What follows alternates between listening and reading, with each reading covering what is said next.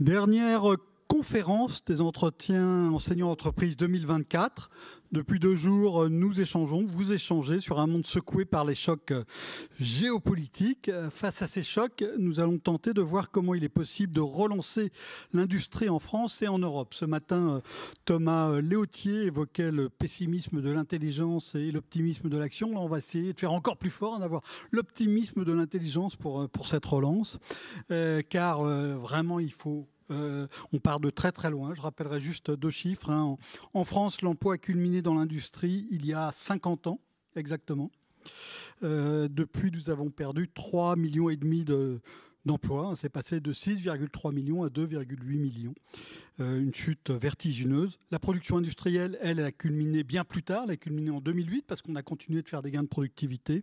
Mais maintenant, elle est inférieure de 15% au niveau qui était le sien en 2008. On a vu pendant l'épidémie de Covid que l'absence de production nationale ou européenne de médicaments, de masques, de respirateurs pouvait poser problème. On en a parlé à plusieurs reprises pendant ces journées. Nous voyons maintenant que la difficulté à approvisionner l'Ukraine en armes et surtout en munitions pose aussi des questions. Alors comment faire? Comment trouver un nouvel équilibre entre les coûts les plus bas et la sécurité la plus grande, la résilience, pour reprendre le mot employé ce matin par le patron de Safran. Voilà ce dont nous allons parler maintenant avec nos panélistes. Je vous rappelle que vous pouvez poser vos questions si vous êtes en ligne par voie numérique et que je pourrai les restituer en fin de session sur la tablette. Vous pourrez aussi poser vos questions si vous êtes dans la salle physiquement. Mais je voudrais commencer par provoquer nos intervenants avec une question avant de dire comment. C'est est-ce qu'il faut vraiment relancer l'industrie en France? Il y a 20 ans, tout le monde ou presque était tombé sur Serge Tchuruk, le patron du groupe d'électronique Alcatel. Il en a été question d'ailleurs dans ces journées, parce qu'il avait prononcé une industrie faiblesse, c'est-à-dire où on fait faire au lieu de faire, où on buy au lieu de make. Mais Tchuruk, il parlait des téléphones mobiles. Et aujourd'hui, force est de constater que plus personne ne fabrique des téléphones mobiles en Europe, aux États-Unis ou pratiquement partout ailleurs que dans l'Est de l'Asie. Et aujourd'hui, les géants américains qui s'imposent en bourse ne font rien. Enfin, on s'entend, ils font plein de choses, mais ils ne font rien physiquement, ils ne fabriquent rien.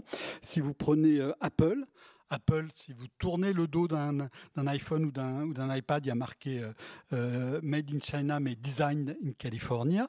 Et il en va de même pour Google, il en va de même pour Facebook, il en va de même pour Nvidia, même s'il a été affirmé hier que Nvidia fabriquait des puces. Non, Nvidia ne fabrique pas de puces. Nvidia conçoit des puces, des architectures de puces, conçoit tout l'appareil logiciel qu'il y a derrière, mais il les fait fabriquer par d'autres entreprises, des entreprises qui ne sont pas aux États-Unis. Donc, est-ce qu'il faut vraiment relancer l'industrie dans le sens de la production industrielle? Et je vais d'abord poser la question à Alexandre Sobo, parce qu'il est président de France Industrie, organisation professionnelle de l'industrie en France. Il est aussi patron de Holot, une ETI qui fabrique en France des engins de chantier, plus précisément, et notamment des nacelles élévatrices. Alors, est-ce qu'il faut relancer l'industrie en France, Alexandre? C'est une question de choix et de priorité. On voit bien que, par exemple, à Singapour, ils vivent très bien, ils fabriquent pas grand-chose parce qu'ils se sont positionnés. Singapour, c'est tout petit. Voilà. Non, mais c'est pour ça que dire, il n'y a pas de dogme dans ce domaine. En revanche, quand on voit le positionnement de la France, l'histoire de la France comment le monde évolue, on voit pas très bien comment la France peut rester une grande puissance. Si elle ne garde pas une capacité à fabriquer. Alors il ne s'agit pas là non plus de tout faire, mais de faire suffisamment de choses. Enfin, moi j'aime beaucoup, c'est Louis Gallois qui le dit toujours, il faut faire suffisamment de choses suffisamment bien pour être dépendant des autres autant qu'ils sont dépendants de nous.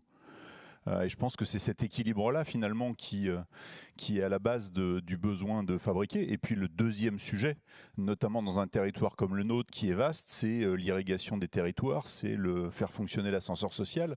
Et on voit quand même bien que l'industrie ou certains métiers à haute valeur ajoutée sont les endroits où on arrive à faire fonctionner l'ascenseur social avec de la formation, avec de l'investissement.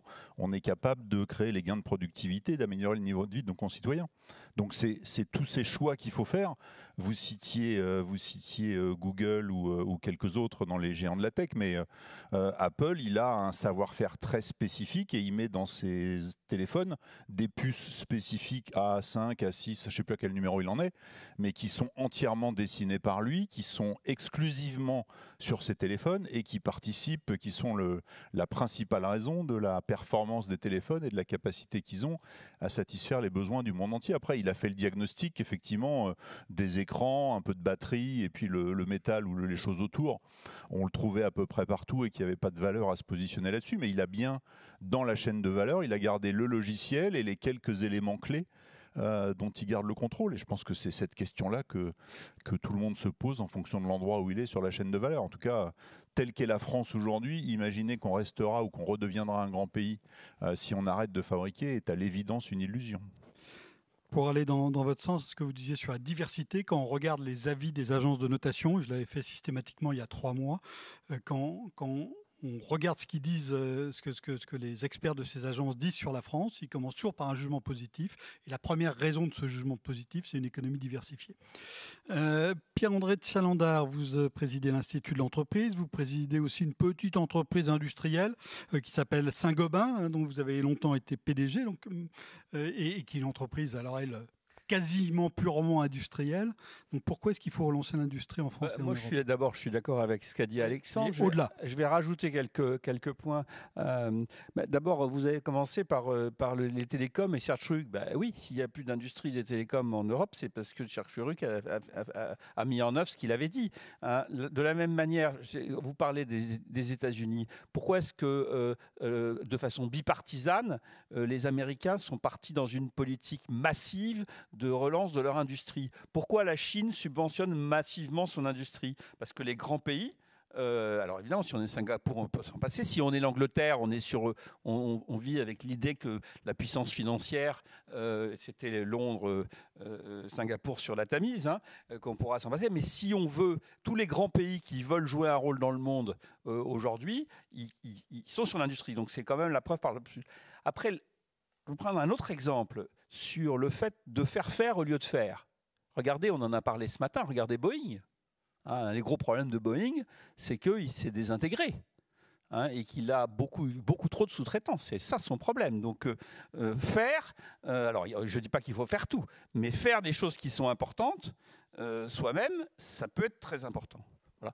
Et puis, aux arguments du rôle de l'industrie dans un pays, tu as parlé de l'élément social, de l'élément territorial qui est majeur, l'élément territorial.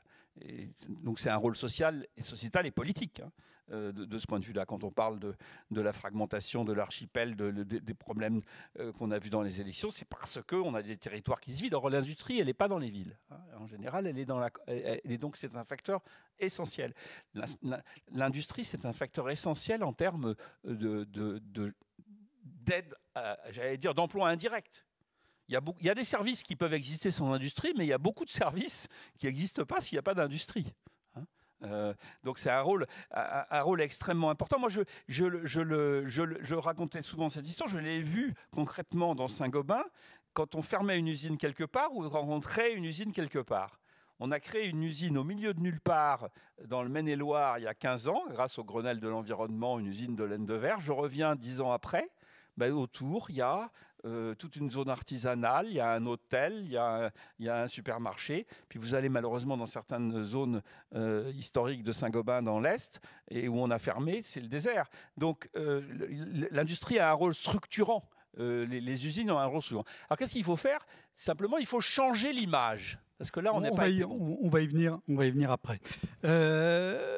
Même question donc à Patrick Artus avec un autre regard qui est celui de l'économiste. Je rappelle que tu as longtemps été chez Natixis, que tu es maintenant consultant, et puis aussi le titre de ton dernier livre, puisqu'il porte vraiment sur le sujet du jour, puisque c'était écrit avec Marie-Paul Virard, Quelle France en 2050 face aux grands défis en Europe et dans le monde.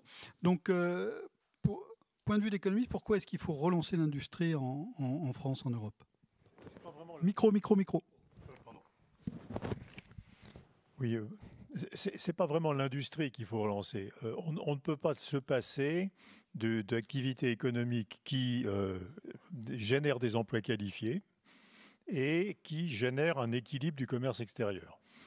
Et alors, Singapour a les services financiers et puis a accumulé un savoir-faire d'investissement direct, d'investissement dans les entreprises.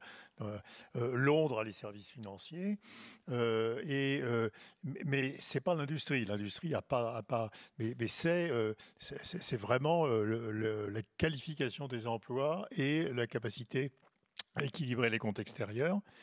Il faut rappeler que pour chaque emploi industriel, enfin, d'abord il y a un petit problème statistique, c'est que l'industrie a beaucoup, l'industrie française ou comme les industries européennes, a beaucoup externalisé ses emplois. Oui, je trichais un peu, je dois faire un aveu. La comparaison un peu dans les chiffres. Oui, la comparaison du poids de l'industrie est un peu trompeuse. Par exemple, les gens qui font les entretiens des usines, avant ils étaient comptés dans l'industrie, maintenant le travail était externalisé, ils sont comptés dans les services. Oui, voilà. Je confesse. Mais quand même, si on fait la somme du poids de l'industrie et du poids des services à l'industrie, en France, on arrive à 16-17% du PIB. En Allemagne, on arrive à presque 40% du PIB. Hein. Donc, c'est plus que 1 à 2. Et le vrai problème, c'est l'absence d'industrie ou l'absence de secteurs sophistiqués conduit inexorablement à la dichotomie du marché du travail. Et ça, c'est quand même extrêmement intéressant de regarder, par exemple, ce que fait France Stratégie, qui montre qu'on a une évolution de la structure des emplois dans le passé et dans le futur en prévision, qui est de moins en moins d'emplois qualifiés. Et les emplois qualifiés, les emplois industriels sont parmi les emplois qualifiés, et de plus en plus d'emplois peu qualifiés. Et donc ça, c'est quand même assez épouvantable, parce que c'est les tensions sociales, c'est la disparition de l'ascenseur social, etc. Donc, et puis alors, l'aspect territoire est extrêmement important, mes deux voisins de droite l'ont déjà dit. Donc voilà, on ne peut pas, alors, sauf cas de pays très bizarres, hein, à nouveau, Singapour, mais même la Suisse est un grand pays industriel. Hein, donc il y a peu de pays très bizarres, quoi, je veux dire. Et donc n'avoir pas d'industrie au sens de les jeux vidéo, c'est de l'industrie. Hein, c'est des emplois, c'est exportable, c'est des emplois sophistiqués, etc., bien payés. Donc, mais n'avoir pas d'industrie est quand même extraordinairement pénalisant. Marie-Christine Coine-Roquette, alors vous êtes présidente d'une entreprise qui s'appelle Sonépar. C'est une entreprise qui est sans doute moins connue dans la salle, je pense, que Saint-Gobain, mais qui est une entreprise très importante. Vous êtes dans la distribution de matériel électrique, vous avez 45 000 salariés dans 42 pays et plus de 30 milliards d'euros de chiffre d'affaires, donc grande entreprise. Vous vendez des produits industriels.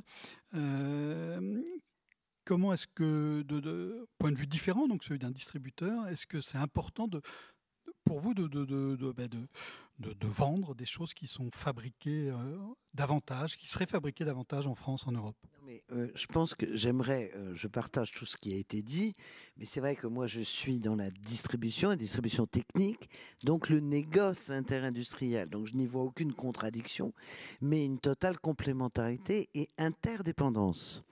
Parce que les industriels sont formidables lorsqu'ils produisent, et on souhaite qu'ils produisent plus en France ou en Europe, mais encore faut-il qu'ils accèdent au marché.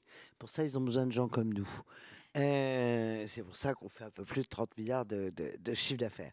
Mais je voudrais compléter dans les propos qui ont été tenus sur c'était intéressant, Monsieur Sobol, l'équilibre, vous savez, de dépendance. Il faut qu'on puisse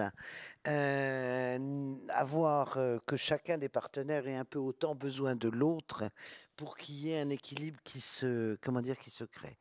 Moi, je trouve qu'on sort de la Covid et que la Covid nous a montré des failles gravissimes. Donc j'ajouterai aux éléments qui ont été mis la sécurité d'approvisionnement, la disponibilité des biens essentiels et la capacité de le faire. Nous, dans la distribution de matériel électrique, on s'en est correctement sortis. Pourquoi ? Parce que pour les composants électroniques qui rentrent dans les produits que nous distribuons, nos industriels, fournisseurs, les payent un peu plus cher que ceux de l'automobile. Donc les derniers servis ont été l'automobile. C'est comme ça que vous avez peut-être eu des retards sur des commandes de véhicules et qu'à l'inverse, la matérialité. Mais nous avons eu des ruptures de chaîne d'approvisionnement. Et tout notre boulot à nous a consisté à utiliser la qualité de nos relations avec nos industriels pour essayer de préempter les fabrications disponibles et permettre à des chantiers qui étaient en cours de se terminer. Nous, il nous a fallu 1 an et demi pour épurer le backlog de nos clients. D'accord ? Donc, sur les projets, les chantiers qui étaient interrompus. Donc, je trouve que tout ce qui a été dit milite en faveur d'un besoin d'industrie et de distribution, j'ajoute, française et européenne, mais aussi dans ce sens une fiabilité suffisante des approvisionnements et de la continuité des produits dont on a besoin. Oui, on retrouve le concept de résilience qui a été développé ce matin par Olivier Andriès. Donc oui, il faut relancer, c'est important pour toute une série de raisons, des raisons économiques, mais aussi des raisons politiques, des raisons sociales. Et avant de voir comment, je voudrais tout de même juste un petit élément de diagnostic, d'abord avec Patrick. Pourquoi est-ce que le poids de l'industrie en France, en Europe, a-t-il autant reculé ? Au-delà des aléas statistiques. En France, parce que le poids de l'industrie a un peu reculé en Allemagne dans la période la plus récente, mais enfin l'industrie allemande reste extrêmement... Même l'industrie italienne reste extrêmement... là, je parle plutôt de la France. Je crois que la France, les économistes manient le concept d'avantage comparatif. Je pense que la France n'a pas d'avantage comparatif pour produire des biens industriels. On a un coût du travail qui est très élevé. Si on regarde le coût du travail, alors c'est des dollars par heure dans l'industrie, y compris les cotisations sociales. C'est des dollars parce qu'on compare avec des pays non européens. C'est 47 $ en France, c'est 34 $ en Italie, c'est 36 $ aux États-Unis, c'est 5 $ au Mexique. Et donc on a un handicap de compétitivité, on a un handicap de régulation. Les normes, enfin, Alexandre connaît bien le problème des normes industrielles. Les normes industrielles françaises, on rajoute sur les normes industrielles européennes. On a un problème de disponibilité des compétences. On a peu de... quand on regarde le pourcentage des jeunes, par exemple, qui ont un diplôme en sciences de l'ingénieur ou en technicien de l'industrie, et si on enlève la santé, on enlève les médecins, etc., c'est à peine plus de 10% des jeunes Français, c'est 25% des jeunes Allemands. Et donc on a un problème de recrutement, on a un problème de compétences. Et donc, assez naturellement, la France s'est désindustrialisée parce que, à nouveau, il n'y a pas d'avantage comparatif si on est une entreprise étrangère qui se pose la question de son implantation même en Europe. Il y a des pays moins chers, moins régulés, avec davantage de main-d'œuvre compétente, et donc le choix ne va pas naturellement se porter vers la France. Donc je pense que tout le débat, c'est restaurer un avantage comparatif de l'industrie en France. Donc coûts salariaux, réglementation. Ce matin, le délégué général du LEM évoquait le fait qu'il faille 508 jours pour faire agréer un nouveau médicament en France contre 90 en Allemagne, et compétences. Pierre-André, est-ce que vous voulez nuancer un peu le diagnostic de Patrick, ou est-ce que vous pensez aussi qu'on est au creux ? Non, je voudrais rajouter un petit élément, c'est que je pense que la France, c'est pas mal, il y avait un problème français à l'intérieur de l'Europe. La France s'est pas mal soignée depuis quelques années. Je pense qu'à partir de 2015, on a vu une vraie inflexion avec ce qu'on peut appeler la politique de l'offre, et qui a commencé à donner des résultats importants. Donc je pense que la relation entre les différents pays d'Europe, on n'a pas fait tout le chemin, on est encore handicapé, mais on l'était beaucoup plus il y a 7-8 ans, et on a arrêté le déclin. Ça, c'est le premier point. Mais le deuxième point, c'est que c'est rajouté à ça depuis 2 ans un problème qui, lui, n'est plus français à l'intérieur de l'Europe, mais qui est européen par rapport au reste du monde. Et ce problème-là, il vient essentiellement de la crise ukrainienne, qui est un choc complètement asymétrique. Sur le plan économique, l'Europe est le grand perdant de la guerre en Ukraine, parce que, à cause de l'énergie essentiellement, un peu les matières premières, surtout l'énergie. Le différentiel. Les coûts de l'énergie ont augmenté beaucoup plus en Europe qu'en Asie et qu'en Amérique. Oui, et c'est durable, malheureusement. Prenez l'exemple du gaz. On pouvait avoir en Allemagne ou en France du gaz russe à peu près au même prix que les Américains avaient leur gaz. Aujourd'hui, on va avoir du gaz liquéfié. Il est structurellement nettement plus cher que le gaz russe, puisqu'il faut, dans le pays où il est, il faut le liquéfier, après il faut le transporter sur un bateau, et après il faut le regasifier. Donc l'énergie aujourd'hui est structurellement beaucoup plus chère en Europe qu'elle ne l'est aux États-Unis ou en Chine. Donc là, on a un vrai problème et qui risque de percuter les efforts qui ont été faits depuis quelques années, depuis le rapport Gallois en fait, et pour enrayer la désindustrialisation. Donc ça, c'est assez grave. Alors c'est un sujet qui touche paradoxalement plus l'Allemagne que la France, puisque l'Allemagne s'était beaucoup moins désindustrialisée, et que l'Allemagne, j'allais dire, une bonne partie des grandes industries consommatrices d'énergie, elles étaient déjà plus là en France. Il y en avait encore un peu, mais elles étaient beaucoup moins qu'en Allemagne. Donc l'Allemagne est beaucoup plus touchée par cette deuxième vague, mais la France est touchée un peu. Donc ça, je rajoute ça à ce qu'a dit il y a 2 temps pour moi. La France s'est un peu soignée dans le cadre par rapport aux autres pays d'Europe, mais l'Europe va plus mal globalement. Donc donner un ordre de grandeur, un mégawattheure de gaz naturel, ça coûte à peu près $10 aux États-Unis, ça coûte 40 € en Europe. Et ça risque de durer. Donc une situation qui s'était même améliorée en France avec des vrais efforts et des vrais choix politiques, mais un choc énergétique qu'on commence à peine à traiter. Alors, on va passer même à la question de la table ronde, qui est comment relancer. Je voulais commencer avec vous, Marie-Christine. Il y a un point qui vous tient particulièrement à cœur et qu'a commencé à évoquer Pierre-André, qui est la question de la confiance et de l'envie d'industrie, si je puis dire. Oui. Absolument. Moi, ce qui me frappe, et comme nous savons tous que notre pays, l'Europe aussi, mais dans une moindre mesure, mais notre pays vit un déficit, je dirais, quasi insoutenable.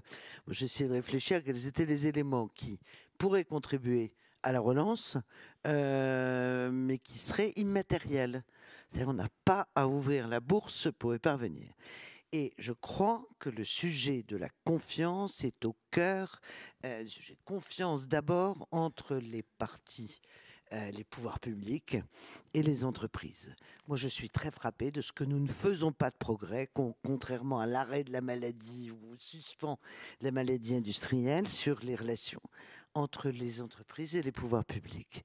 Les entreprises sont toujours soupçonnées de ne pas faire bien. Il y a eu un nombre de lois considérables dans ces 10 dernières années qui mettent en cause, au fond, la capacité d'intégrité de l'entreprise, la capacité de faire bien. Et il y a, ce faisant, une fracture qui se produit, qui fait que l'entreprise subit une défiance des pouvoirs publics, quels que soient les discours politiques qui peuvent être conduits, et que ceci est une fracture qui ne coûte pas d'argent, mais qui requiert une vraie volonté, à la fois une porte ouverte de la part des entreprises, qui en général l'ouvrent assez facilement, et une compréhension, un respect, une reconnaissance par les pouvoirs publics de ce rôle essentiel des entreprises, la confiance qu'il faut mettre en elles, parce que c'est elles qui détiennent les moyens de relancer, de se développer et de progresser. Ensuite, il y a un deuxième aspect de confiance, c'est la confiance aussi, j'allais dire, des citoyens, des salariés, par rapport à l'entreprise. Or, la plupart d'entre elles méritent cette confiance. Quelques-unes d'entre elles défrayent la chronique pour ne pas la mériter. Et en France, on prend vraiment lourd lorsqu'une entreprise a trahi la confiance d'un certain nombre d'acteurs, et ça rebondit sur toutes, alors que en réalité, c'est bien au sein de l'entreprise que peut se développer une activité économique, sociale et de fonctionnement en harmonie.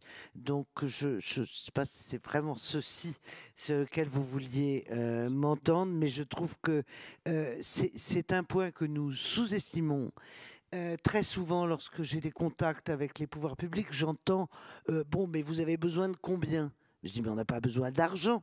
On a besoin de confiance, on a besoin de respect. C'est pas forcément, les choses ne sont pas forcément une question de budget. Et cette confiance, c'est celle qui permet aux entreprises d'avancer. C'est ce que j'appelle la confiance qui donne des ailes. Aujourd'hui, elle manque beaucoup. Et l'esprit d'entreprise, l'audace, la volonté d'aller de l'avant, y requiert, et dans beaucoup de pays en Europe, ça se passe beaucoup mieux. C'est le cas en Allemagne. Il y a un exemple absolument incroyable. Quand Zelensky est passé faire ses premières tournées de levée de fonds et de soutien militaire, il s'est permis de critiquer les entreprises françaises et la France dans des proportions tout à fait incroyables. Certains de vos confrères, ou peut-être vous-même, l'avaient interpellé en disant « Monsieur Zelensky, vous êtes quand même allé fort, or vous n'avez pas du tout fait la même chose en Allemagne. » Réponse de Zelensky. Ah oui, mais en Allemagne, ils soutiennent leurs entreprises. Ça m'a absolument sidéré, mais ça traduit d'un tiers, dont on parle beaucoup, le propos auquel je crois. Alors, vous avez dit que les entreprises avaient leurs portes ouvertes. Hein. J'en profite de la présence de chefs d'entreprise sur scène pour relayer une demande d'enseignants que j'ai entendue de venir visiter plus facilement avec leurs élèves leurs entreprises. Très volontiers. Pierre-André, sur la question de la confiance, vous avez commencé. Un point à ce qu'a dit Marie-Christine qui est plus spécifique à l'industrie. Je pense que là, parce que la question elle est sur l'industrie, donc il y a un sujet sur l'entreprise. À l'Institut d'entreprise, on essaye de remédier à ce que tu dis avec nos modestes moyens. Mais je pense que là, il y a une question spécifique sur l'industrie.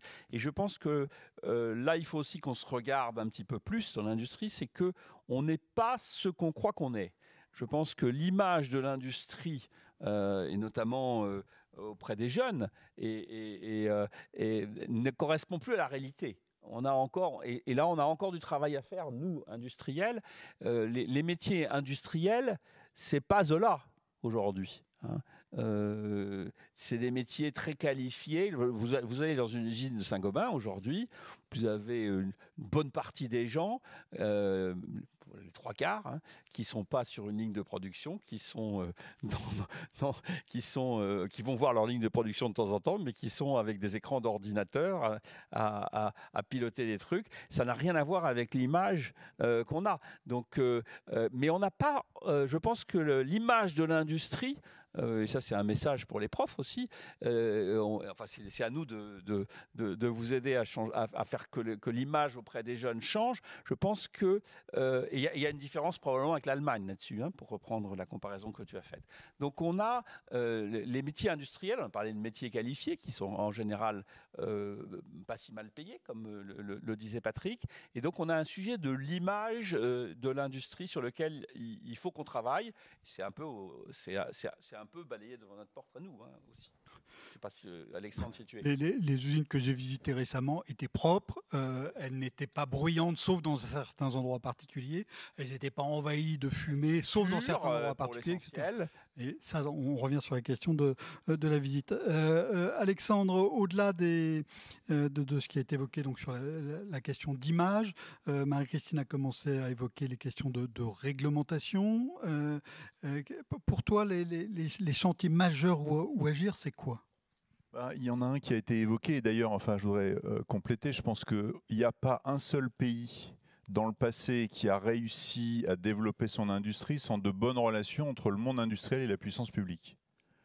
Et de ce point de vue-là, l'extraordinaire travail fait à l'initiative de mon voisin et de quelques autres de rassembler l'industrie française derrière France Industrie et de parler d'une seule voix, on a depuis maintenant 7-8 ans changé les choses dans la qualité du dialogue, dans les structures d'échange. On a le Conseil national de l'industrie, on a une vingtaine de filières, on a des lieux d'échange réguliers pour les premières. Ça ne règle pas tout. Et puis, on n'a pas l'expérience allemande. En Allemagne, ça fait 50 ans qu'ils font ça. Donc nous, on s'y est mis depuis moins d'une dizaine d'années et ça va produire des résultats tout doucement. Donc, et parmi les inquiétudes qu'on a dans les circonstances politiques un peu chahutées qu'on connaît, c'est que cette qualité de relation, au-delà des difficultés politiques, perdure pour qu'on puisse continuer à construire ensemble les priorités, les trajectoires, les enjeux de décarbonation, les enjeux de compétitivité. On ne pourra pas tout faire. Mais sur les endroits où on est bon, appuyer, soutenir, pour qu'on retrouve une place plus grande. Donc ça, c'est vraiment un point clé. Et si on y arrive, je pense que le premier enjeu qu'on va avoir, c'est celui du recrutement. C'est-à-dire que, je pense qu'on y viendra tout à l'heure, mais c'est fondamental. Et pour répondre à la petite question, je le redis, notamment à travers le réseau des 60 chambres syndicales de l'UMM qui sont en lien avec les rectorats, il ne faut pas hésiter à faire appel. Et derrière ça, il y a maintenant un collectif France Industrie par grande région pour ouvrir les portes et pour permettre tous ces échanges. Donc on a là aussi, partout où c'est possible, essayé de créer institutionnellement le lien. Alors je ne sais pas comment ça redescend dans les établissements un par un et s'il y a des difficultés, mais en tout cas, il ne faut pas hésiter. Vous tapez UMM dans votre département, vous trouvez en général un téléphone et si vous passez un coup de fil, vous avez normalement quelqu'un qui est assez sensibilisé à ces sujets parce que ça a été très bien dit, le monde industriel a énormément changé. Et ce qu'on voit quand on rentre dans une usine n'a plus rien à voir avec ce qu'à mon avis, il y a encore dans l'inconscient de plus de la moitié de nos concitoyens. Il n'y a pas longtemps, j'ai revisité, c'est l'usine d'hélicoptères d'Airbus à Marignane. Ça fait rêver n'importe quel gamin qui vient se promener là-dedans. Tout est propre, les boulots sont intéressants, le produit qu'on fabrique fait rêver, il y a de la technologie, il y a des écrans, et puis il y a des choses qu'on ne dit pas aujourd'hui. On envoie des jeunes dans des cursus académiques sur des métiers qui me laissent parfois un peu perplexes. On les met en apprentissage en chaudronnerie ou en soudure. Ils ont très vite des revenus qui approchent les 3 000 ou qui dépassent les 3 000 euros par mois s'ils sont compétents. Et on les envoie dans des cursus qui vont durer 5, 6 ou 7 ans pour être payés un SMIC 2 ou un SMIC 3 parce qu'il n'y a pas de débouché. Donc c'est tout ce travail qu'on doit faire autour de quelle est la nature du métier, est-ce qu'il y a des besoins ? Et on a estimé, alors il y a des débats, mais sur les 10 prochaines années, l'industrie va recruter plus d'1 million de personnes. Alors les optimistes disent qu'on s'approchera de 2. Les pessimistes disent qu'on restera près de 1. Je ne vais pas trancher ce débat aujourd'hui, mais à l'aune de ce qu'on a fait ces 20 dernières années, c'est une formidable perspective pour tous les gens qui veulent un métier, des perspectives de carrière et un revenu décent. Franchement, il n'y a pas mieux aujourd'hui. Donc, question d'image, question de relation avec les pouvoirs publics, question de réglementation.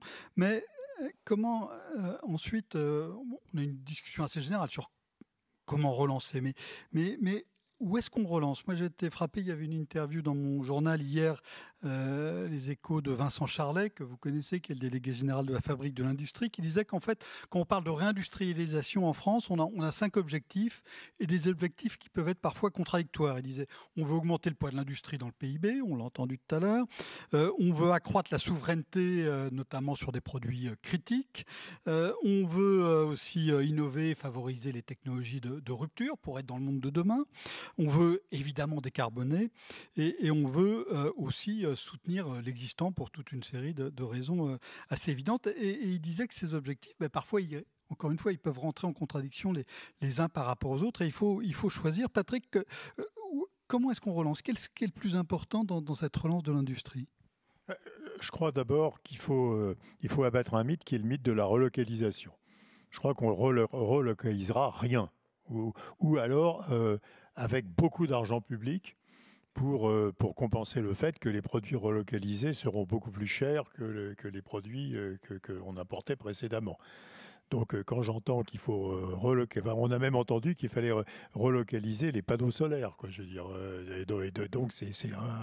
Donc il faut faire confiance aux producteurs chinois. Je veux dire, ça n'a pas de sens. Donc il faut développer des industries nouvelles pour laquelle la France a un avantage comparatif. Et donc, ça veut dire des industries employant peu de main-d'œuvre et surtout de la main-d'œuvre qualifiée pour ne pas être pénalisé par le coût du travail. Ça veut dire le problème de capacité à recruter. Donc, ça veut dire un changement complet, comme on l'a tous dit, de la perception de l'industrie et des choix des jeunes. Je veux dire, Et ce matin, on avait le président de Safran qui disait que si on voulait avoir de l'industrie en France, il fallait que les jeunes Français recommencent à faire des maths. Mais c'est pas faux, quoi, je veux dire. Donc, donc il faudra qu'on soit capable de recruter. Et on va manquer d'argent public. Donc la vision de la relocalisation industrielle lourdement subventionnée par l'État n'est pas tenable. Enfin, je veux dire, la France va, quels que soient les choix politiques, sera condamnée à réduire ses déficits publics pendant plein d'années. Et donc, il n'y aura pas d'argent public à consacrer à la relocalisation. Donc, il faut plutôt cibler des industries qui ne sont pas produites, enfin des produits industriels qui ne sont pas produits à des coûts plus faibles par des grands concurrents, donc pour laquelle la France a une avance technologique ou un savoir-faire spécifique. Et donc, on l'a su faire dans le passé. Enfin, je veux dire, Airbus. Il faut inventer les nouvelles industries type Airbus, quoi. Je veux dire, et pour lesquelles la France est capable de prendre une part de marché importante. Mais à nouveau, la relocalisation, ça ne peut pas marcher.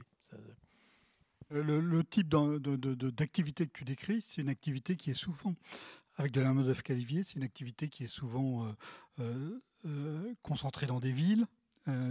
L'aéronautique, on voit bien, Airbus, ils sont à Toulouse, ils sont à Saint-Nazaire, ils sont dans des centres urbains. Donc par rapport à la notion de territoire, on est peut-être un peu étiré. Alexandre, sur... Moi, ça a été très bien dit par Patrick, mais je pense qu'il faut faire des choix. Mais il faut faire des choix raisonnables, rationnels et pragmatiques. Il faut sortir l'idéologie. Patrick évoquait le panneau solaire. Je vais vous dire, si on ne fait pas de panneaux solaires en France, c'est vraiment pas un souci. Parce que dans un pays comme la France, le panneau solaire est une mauvaise solution.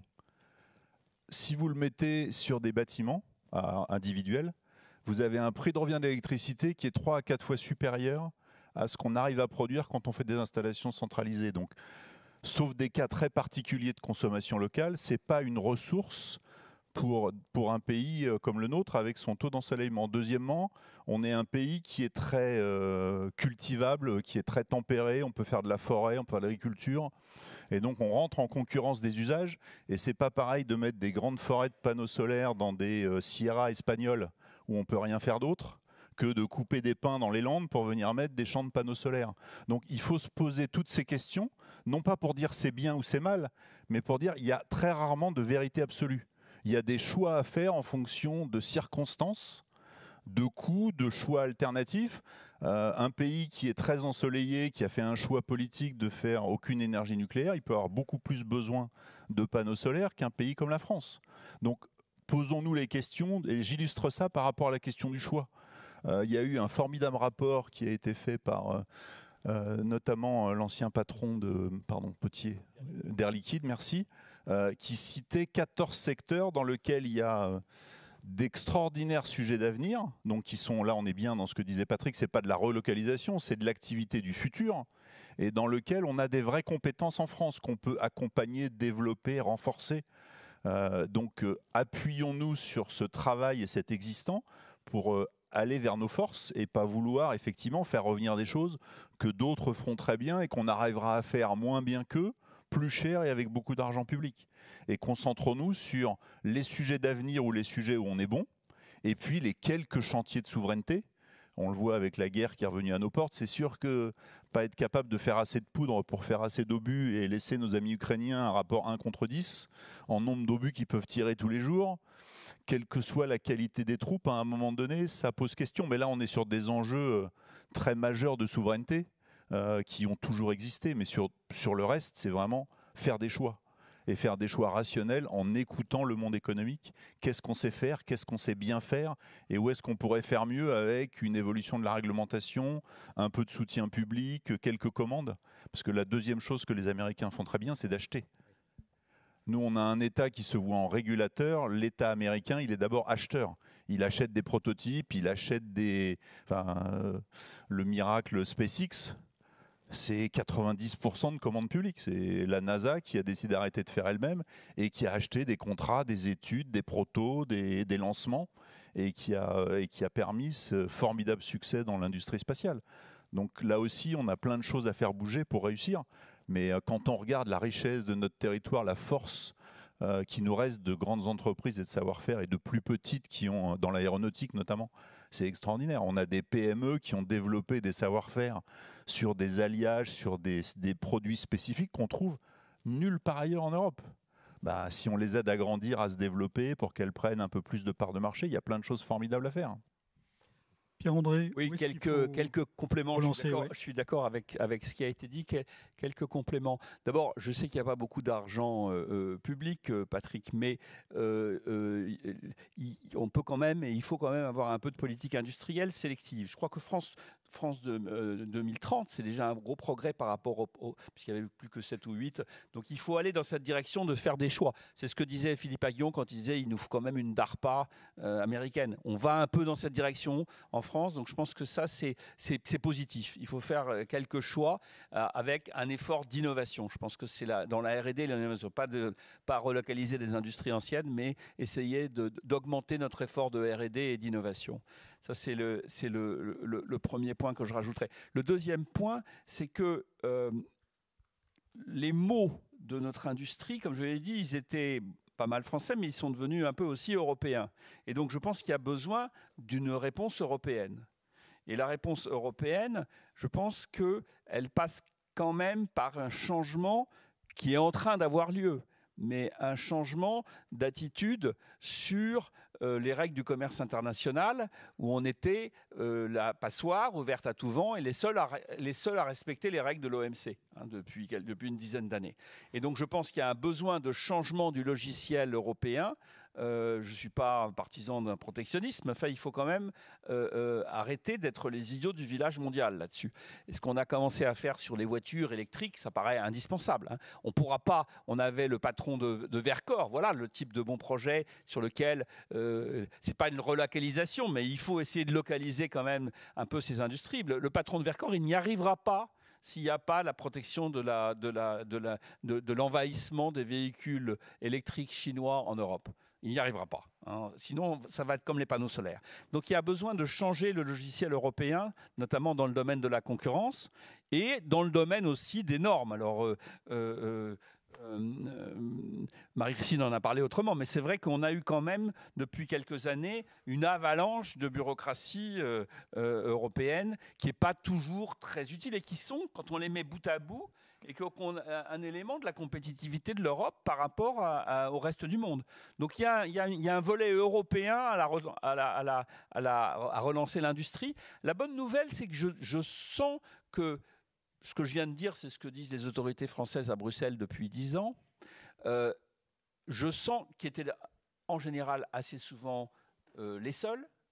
Je sens que Bruxelles change un peu. On le voit d'ailleurs cet été sur les véhicules électriques. Je sens que le logiciel européen, la France est un peu moins isolée. La politique industrielle, c'est plus complètement un gros mot.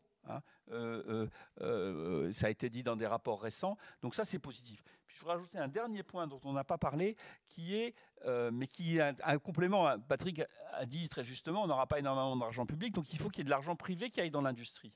Et je pense qu'on a un vrai sujet de financement aussi de nos entreprises et de l'industrie. Et de ce point de vue-là, ça a été dit très bien par Enrico Letta, on a un excédent d'épargne important en Europe. Mais cet excédent d'épargne, aujourd'hui, il ne va pas dans l'industrie, il va pour financer les dettes des États, ou il va surtout s'investir ailleurs qu'en Europe. Et donc, il y a des réformes qu'il faut faire au niveau des marchés de capitaux pour qu'une partie plus importante de l'épargne européenne aille financer l'industrie européenne, parce que c'est un des sujets de l'industrie européenne, c'est qu'elle a moins de financement privé qu'il n'y en a aux États-Unis en particulier. Et elle n'a pas l'Inflation Reduction Act et tout ça. Oui, mais on n'arrivera pas. On ne l'aura jamais. Donc il faut mobiliser l'épargne privée. Oui, mais c'est comme si on regarde le rendement des entreprises industrielles, le rendement des fonds propres des entreprises industrielles, en Europe c'est 9%, aux États-Unis c'est 16%. Et donc, c'est assez naturel que les gérants d'actifs préfèrent investir aux États-Unis qu'en Europe. Donc, il y a aussi un préalable, c'est d'accroître l'efficacité des entreprises européennes. Et il y a le... Oui, mais il y a le problème des PME. Enfin, je veux dire, les PME industrielles européennes sont très très inefficaces, font peu de recherche, sont peu, et particulièrement françaises, sont peu rentables, sont peu profitables, investissent très peu, ont des fonds propres considérables et qui les permettent de résister aux crises. Et donc, il n'y a pas que les grandes entreprises, quoi. Et donc, on a un handicap de comportement de PME. D'ailleurs, c'est assez intéressant parce que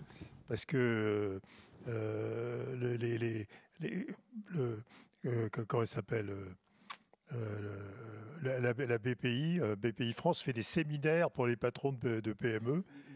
Et Dufour fait des séminaires pour les patrons de PME et l'accélérateur. Et on voit objectivement qu'en sortant du séminaire et de la formation, ils sont beaucoup bien meilleurs. Oui, donc il faut être optimiste. D'abord, ils sont pas bons, il faut dire qu'ils s'améliorent. Oui, ils embauchent un directeur financier, ce qui fait qu'ils font pas tout. Et puis ils découvrent les exportations, ils découvrent l'investissement.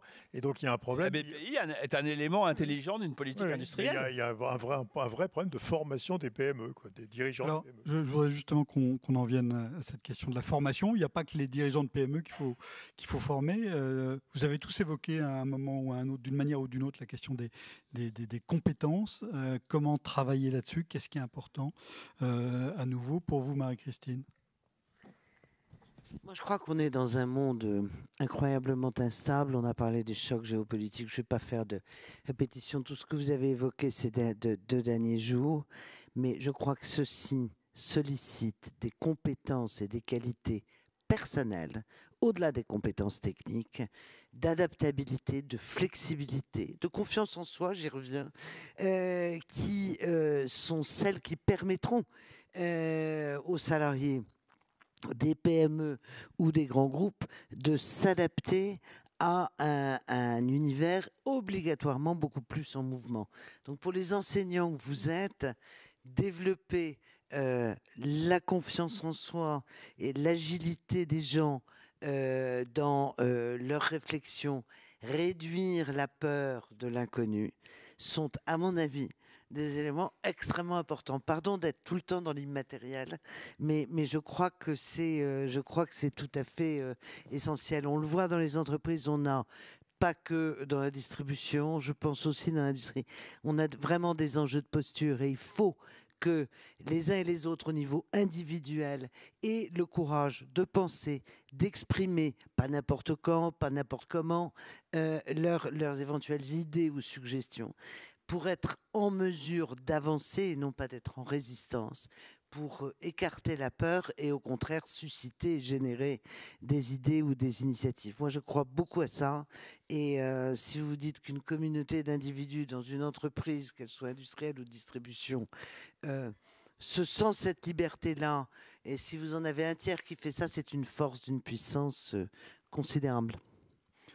Patrick, en termes de compétences, formation, tu en as parlé un petit peu, est-ce que tu peux en dire davantage? Où est le problème en France et peut-être plus largement en Europe? C'est la formation des ingénieurs et des techniciens avec vocation à travailler dans l'industrie. On forme très peu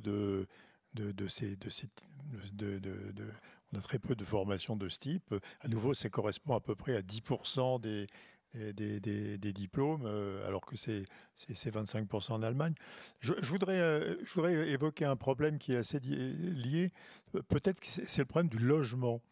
En France, il y a vraiment un problème qui est l'absence totale de liquidité qui bloque la mobilité géographique. On a plein d'exemples de salariés qui sont dans des régions en difficulté, qui trouvent des emplois dans des régions qui se développent plus et qui ne peuvent pas bouger parce qu'ils ne peuvent pas vendre leur maison, par exemple. Parce que quand une petite ville est en difficulté parce qu'elle a perdu son industrie, le marché immobilier local se gèle et donc je crois que le goût français pour la propriété du logement est extrêmement pénalisant. Je pense que le modèle américain ou le modèle allemand, qui est qu'on est locataire de son logement et qu'on devient propriétaire à la retraite, est bien supérieur parce qu'il est beaucoup plus favorable à la mobilité géographique des salariés. Et donc, quand on regarde les taux de chômage, d'ailleurs c'est très clair, c'est une anomalie qu'on ait des taux de chômage à 15% dans certaines régions et à 4% dans d'autres régions. Donc ça montre qu'il n'y a pas du tout de mobilité géographique des salariés. Sur la question des compétences, Alexandre. Sur la question des compétences, aujourd'hui, quand on regarde l'appareil de formation, on sait former, on sait donner à des gens qui en ont envie les compétences dont on a besoin. On a deux sujets. On peut avoir un sujet à venir de volume, c'est-à-dire que le dimensionnement de l'outil avec le million de personnes à recruter dans les 10 prochaines années, il va peut-être falloir augmenter d'échelle. Mais ça, je pense qu'on y arrivera, parce que, je veux dire, gérer du capacitaire, on aura peut-être 1 an de retard ou 18 mois de retard, mais on finit toujours par y arriver. En revanche, je pense que le plus grand défi qu'on a, c'est de donner envie à assez de gens de venir travailler dans l'industrie. Donc, on a trois grandes réserves. On a tout ce qui est autour, alors là aussi je ne veux pas ouvrir le débat sur l'âge de départ à la retraite, mais on a tout le sujet de maintenir le plus longtemps possible des gens qui ont des compétences et qui peuvent travailler dans l'emploi. C'est bon pour eux, c'est bon pour le pays, il faut qu'ils en soient capables. Mais laisser partir de la compétence quand on n'a pas assez de ressources, c'est bon ni pour les entreprises, ni pour les salariés, ni pour le pays. Ensuite, on a l'énorme chantier qui a été ouvert avec la réforme de Pôle emploi, la création de France Travail. C'est les 3 millions de gens qui sont RSA, dont la moitié n'étaient même pas inscrits à Pôle emploi. Donc ils étaient nulle part dans le système de retour à l'emploi. On leur donnait 800 € par mois, ou un peu plus ou un peu moins suivant leur situation. Et puis, on n'entendait plus parler. On achetait une sorte de semi-paix. Ces gens-là, il faut absolument retourner les voir. Il faut savoir ce qu'ils sont capables de faire. Chaque fois qu'on va les voir, on découvre que la majorité d'entre eux, ils sont demandeurs. Simplement, plus personne n'allait les voir. Ils étaient sortis du système, ils étaient laissés pour compte. Alors, il y a toujours un bout, veut pas, il s'était organisé une petite vie. Mais la majorité des gens qu'on va voir, quand on prend le temps de comprendre ce qui les intéresse, pourquoi ils étaient là et de les accompagner vers le chemin du travail, il y en a beaucoup qui sont prêts à faire l'effort et à faire le parcours. Donc ça, c'est un formidable chantier avec les identifier, les accompagner et les former quand c'est nécessaire. C'est une deuxième réserve considérable. Puis la troisième, qui est sans doute celle qui vous concerne le plus, c'est les jeunes. C'est donner à voir l'industrie d'aujourd'hui pour que plus de jeunes en général et plus de jeunes femmes en particulier aient envie de faire des études scientifiques, aillent dans les cursus que Patrick évoquait et aient envie de venir travailler. Avec, comme toujours au début, la difficulté, c'est comme c'est des environnements qui sont très masculins, les premières promotions, on ne sera pas à la parité, hein. Et je ne sous-estime pas, puisque je l'ai vécu dans mon entreprise, la première femme qu'on a embauchée sur une ligne de production, je vois le courage dont il a fallu faire preuve pour être seul au milieu de 30 ou 35 hommes et faire le même métier qu'eux. Et puis au fur et à mesure, il y en a une deuxième, une troisième, et puis il y a un moment où ça devient plus simple. Mais on a absolument besoin, et pour ça on a besoin de vous, et ce que j'évoquais tout à l'heure sur la disponibilité, et puis il ne faut pas hésiter à secouer le cocotier, de donner à voir. Dans 90% des entreprises industrielles françaises aujourd'hui, tous les emplois sont totalement accessibles aux hommes comme aux femmes. La dimension physique des jobs a totalement disparu, où elle est très largement assistée par des machines, par des exosquelettes ou par des outillages qui font qu'aujourd'hui, n'importe qui sait faire n'importe quel job pour peu qu'il en ait un petit peu envie. Et en plus, en moyenne, c'est des jobs qui sont payés 15 à 20% de plus que la moyenne nationale à compétence ou à niveau de diplôme identique. Et il y a tout un tas de métiers qui sont vus comme des métiers manuels et qui sont en fait des métiers d'une très grande technicité et qui sont bien mieux payés que des métiers dits intellectuels qu'on peut faire dans le monde des services ou dans des bureaux ou même dans la finance. Enfin, j'évoquais des chaudronniers, des soudeurs de bon niveau avec le programme nucléaire, avec l'aéronautique, avec tous ces sujets. C'est des gens qui seront, je ne sais pas s'ils seront aussi bien payés qu'un cybersécurité, mais pas loin. Et dans le monde qui nous attend, c'est des jobs qui sont passionnants, où en plus on fait, on crée, on touche, et on vit la production de façon... Enfin, moi, j'ai été fasciné par un sondage simple. Quand on demande aux gens s'ils ont envie de venir travailler dans l'industrie, en particulier les jeunes, il y en a moins d'un tiers qui disent qu'ils ont envie. Quand on demande aux gens qui y sont, s'ils sont contents d'y être et s'ils recommanderaient, il y en a plus de 85% qui sont contents et qui recommandent. Donc, on est un monde qui gagne à être connu. Et il faut qu'on s'ouvre et on a besoin de vous pour donner à voir ces formidables opportunités qu'il y a dans l'industrie. C'est notre seule chance d'y arriver. Donc on revient à la question d'image. Est-ce qu'il y a des questions de la salle ? Est-ce que vous avez envie d'en savoir plus ? Est-ce que je peux juste rajouter un tout petit point ? Un tout petit point, Pierre-André. Qui est juste que sur le sujet, puisqu'on a vu qu'il y a un sujet d'adéquation entre les offres et les demandes de travail, je pense qu'on doit travailler ensemble pour améliorer l'adéquation, notamment dans la voie professionnelle. On a encore du travail là. On a amélioré les sujets de l'apprentissage, mais la voie professionnelle, on a encore pas mal de choses à faire pour améliorer l'adéquation. Et ça, c'est quelque chose qu'il faut qu'on fasse ensemble. Oui, merci beaucoup. Merci pour ces échanges passionnants. Ma question va vous paraître un peu décalée, et je vous prie de m'en excuser, mais en vous ayant entendu rappeler à juste titre que les sites industriels, les usines n'ont plus rien à voir avec ce ils ont pu être il y a quelques années, comme M. Vittori le disait, ils sont plus propres. Je ne pouvais pas m'empêcher quand même de laisser trotter dans mon esprit l'idée d'une régression totale de la conception architecturale et même paysagère des sites industriels contemporains. Rien à voir avec ceux du 19e siècle, à tel point que quand ils ont survécu, ces sites du 19e, voire du 18e siècle, sont devenus de hauts lieux culturels, des incubateurs, des tiers-lieux. D'où ma question décalée. Est-ce que France Industrie ne gagnerait pas à élargir la réflexion en interpellant les architectes, voire même les paysagistes, pour voir comment réconcilier les sites industriels avec leur environnement, aussi bien ruraux qu'urbains? Alors, ça n'est qu'une réponse extrêmement partielle, mais je ne nommerai pas l'homme politique, mais j'ai accueilli dans le nouveau siège de l'entreprise que j'ai la chance de diriger il y a 3 ans un homme politique de la région qui est venu visiter et qui, en sortant, était impressionné par ce qu'il a vu. Et la seule chose qu'il a trouvé à me dire, c'est: je ne m'attendais pas à trouver ça dans une entreprise industrielle. Moi, je vous fiche mon billet que dans 100 ans, mais j'espère qu'on ne l'aura pas fermé trop vite, que dans 100 ans, les usines qu'on a ouvertes dans les dernières années, elles seront classées. C'est des très beaux bâtiments, il n'y a pas que des horreurs. Enfin, il faut donner à voir, mais je pense que ce travail-là a été très largement fait. Et les usines, il y a 2 siècles qui sont encore là, avaient des raisons de rester encore là. Donc, il y a un léger biais de sélection. Autre question ? Oui, monsieur ? Sur l'industrie, on ne va pas avoir que des questions d'hommes, excusez-moi. On a l'habitude, Jean. Voilà, on est ici dans les entretiens enseignants-entreprises, et je trouve qu'on n'a pas beaucoup parlé de l'éducation nationale, de l'investissement dans l'éducation nationale et du rôle de l'éducation nationale dans la relance. Est-ce que, comparativement à des pays similaires, vous avez des choses à dire sur l'état de l'éducation nationale? Moi, j'en ai quand même parlé de la voie professionnelle tout à l'heure. Je pense que là, on a un vrai sujet. Alors, vas-y. Non, mais il y a 2 choses. Un, nous, on est des fervents militants de tout ce qui est autour de la réforme des lycées pro. Et donc, effectivement, arrêter cette idée que la voie professionnelle est une voie de l'échec, c'est une idée qu'il faut tuer.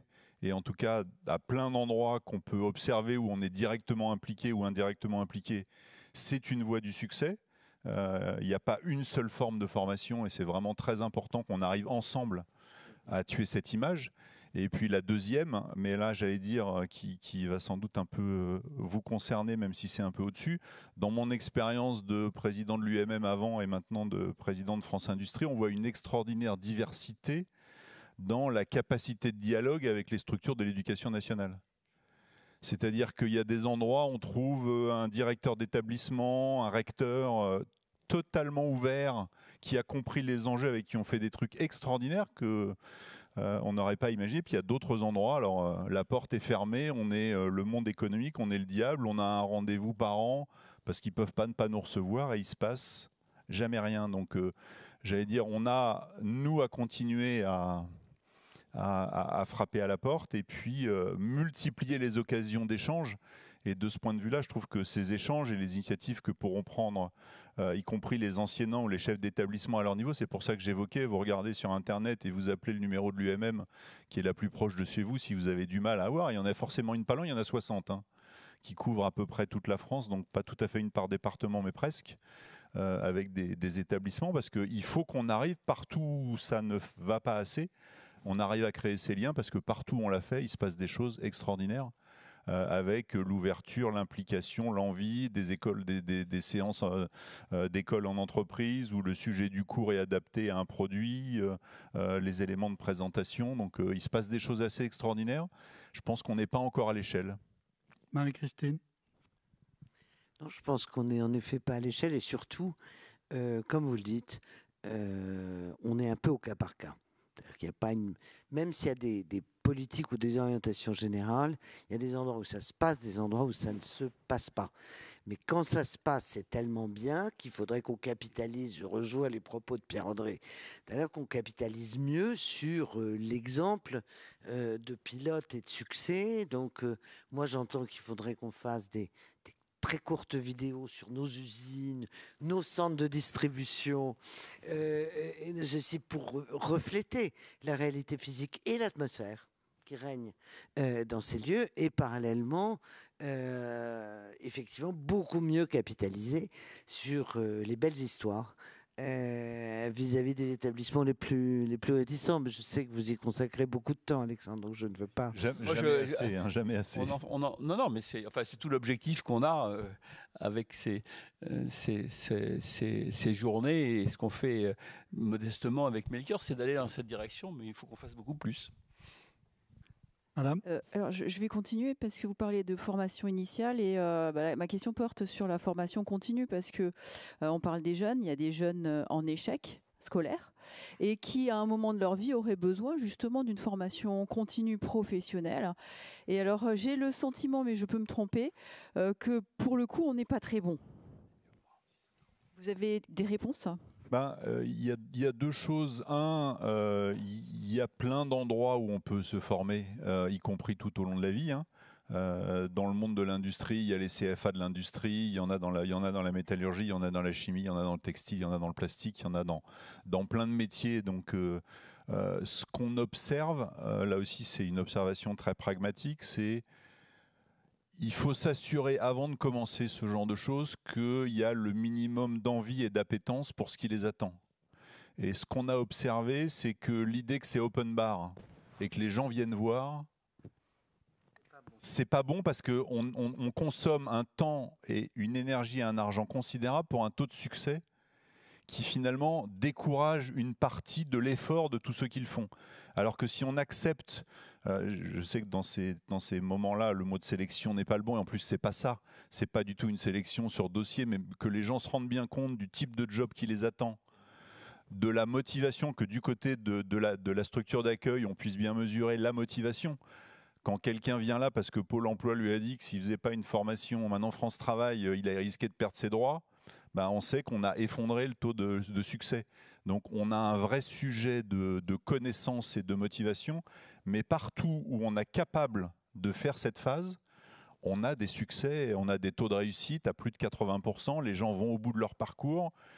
Évidemment, comme c'est nous qui pilotons, on les met dans des cursus et dans des trajectoires où il y a une demande au bout, parce que c'est le deuxième sujet, c'est d'envoyer les gens dans des cursus où il y a de la demande. Ça augmente considérablement les chances de succès derrière. Et donc il y a un énorme travail qui est fait par l'industrie et qui va s'accentuer avec les défis du recrutement que j'évoquais tout à l'heure. Après, on a un énorme travail à faire avec Pôle emploi, France Travail maintenant, avec toute la structure de formation initiale, pour bien évaluer la motivation et la connaissance de ce qui attend les gens, pour être sûr qu'il n'y a pas de déception. Et de ce point de vue-là, ce qui est le plus efficace, et ce qu'on a observé, c'est, alors on l'évoque sous forme de rôle modèle, mais c'est que les gens aient des échanges avec ceux qui font le job, donc qui peuvent parler avec un de leurs pairs, mais le plus proche possible en âge, c'est-à-dire quelqu'un qui a commencé il y a 3 ans, et qui va expliquer le parcours qu'il a subi, qui va pouvoir parler avec les bons mots. Tout ce qu'on arrive à mobiliser là-dessus aussi, c'est une formidable source de succès.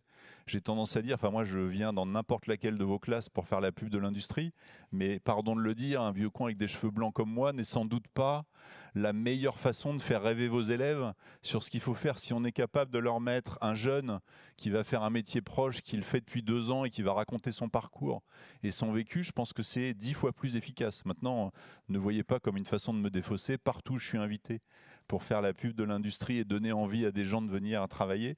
Si mon agenda le permet, j'ai des témoins autour de la table, je réponds oui. Et je me permets juste d'ajouter qu'il y a les formations de filière qui ont connu le progrès qui vient de vous être décrit, mais l'ampleur du travail de formation des entreprises à l'intérieur des entreprises est tout à fait considérable. Et donc tout ça est complémentaire pour enrichir font des parcours de vie professionnelle. Bien, eh bien, il est temps maintenant de mettre fin à cette session.